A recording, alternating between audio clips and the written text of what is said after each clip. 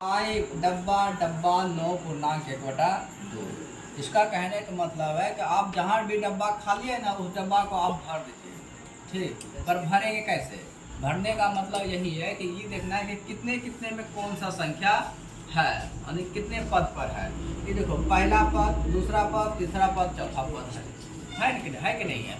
तो पहला पद का मतलब है कि इसमें हमको देखो मिल गया है क्या, कि ए मिल गया हमको कितना, 5 मिल गया। अब उसी तरह से फिर इसको देखना है कि क्या है, कितना पद में है। तो 1 2 3 4 चौथा पद में है। तो चौथा पद को हम कैसे लिखते हैं? एक कम करके। तो इसको हम क्या लिखेंगे? a + 3d अब बराबर 9.1/2। अच्छा, इस पूर्णांक को हम तोड़ सकते हैं। हाँ, तो इसको तोड़ दो। तो कितना, 2 × 18 1 19 बटा कितना हो गया मेरा, ये 2 हुआ। अब इसको देखो क्या कर सकते हैं, इसको निकाल करके लिख सकते हैं क्या, कि a + 3d बराबर 19/2। ये हो गया मेरा क्या, फर्स्ट। अब समीकरण फर्स्ट में ही a का ही मान रख देंगे, तो इससे मेरा a का मान d का मान निकल जाएगा। निकलेगा या नहीं निकलेगा?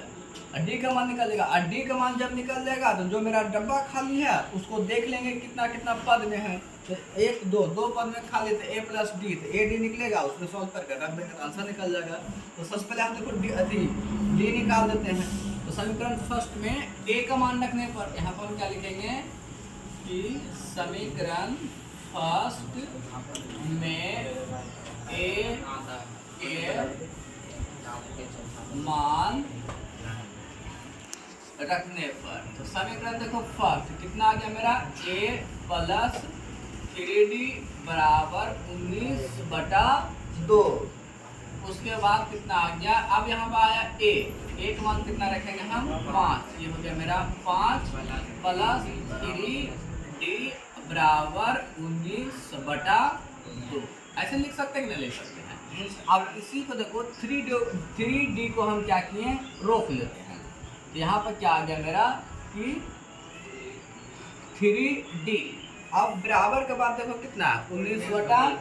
तो ये हो गया 19/2, पर ये देखो प्लस में है 5, इधर बराबर के इस साइड ला दिए तो ये माइनस में हो गया।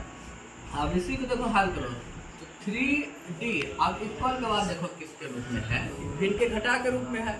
इसका मतलब इसके नीचे ना कुछ तो कितना है 1, और यहाँ पर 2 है, तो 1 और 2 का एलसीएम देगा तो कितना रहेगा 2 से 2 में डिवाइड किया तो कटिएगा, तो सिर्फ कितना बच गया मेरा 19। यहाँ पर ना कुछ तो 1 है, तो 1 से 2 में डिवाइड करो तो कितना बढ़ते हैं 10।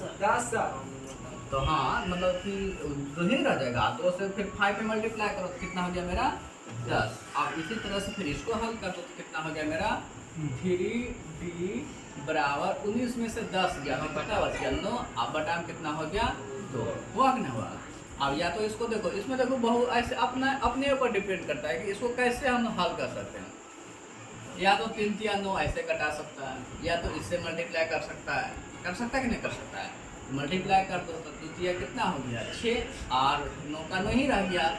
अब इसको देखो कटा सकता है, या तो d को देखो रोक लो तो कितना हो गया 9, पर ये देखो d के साथ जो है गुना में था, ये कहाँ चला गया भाग में। अब इसको कटा 3 × 9 3 × 6। इसका कहने का मतलब है कि d का जो वैल्यू निकला है वो 3 बटा कितना निकला, 2 ही निकला ना। अब हम क्या निकालेंगे, डब्बा को भरेंगे। तो डब्बा देखो कितना है, यहाँ देखो डब्बा मेरा क्या है, खाली है ना। तो डब्बा को देखो भरेंगे तो गिनना है कि कितने पद पर खाली है। 1 2 पद पर खाली, तो इसको कैसे लिख सकते हैं, a + d। अब a का देखो मान कितना निकाला है 5, यहाँ पे क्या रखेंगे हम 5। अब देखो d का वैल्यू कितना निकाला है 3/2। अब इसका देखो एलसीएम ले लो, कितना हो गया 2, 5 दूना 10, और यहाँ पे कितना हो गया 3, इसको जोड़ दो 10 3 13, अब बटा में 2। तो इसका मतलब इस डब्बा में हम क्या, इस डब्बा में जो है हम क्या भरेंगे 13/2। अब इस डब्बा को देखो भरना है। अब इस डब्बा को भरने के लिए गिनो कितने पद पर खाली है, 1 2 3।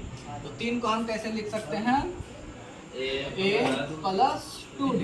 अब यहाँ देखो a का देखो तुम्हारे पास वैल्यू क्या दिया हुआ था 5 है ना, a का मान 5। यहाँ पर क्या रखेगा 5 + 2 अब डी का देखो तुम वैल्यू क्या निकाला है 3/2, तो यहाँ पर हो गया 3/2।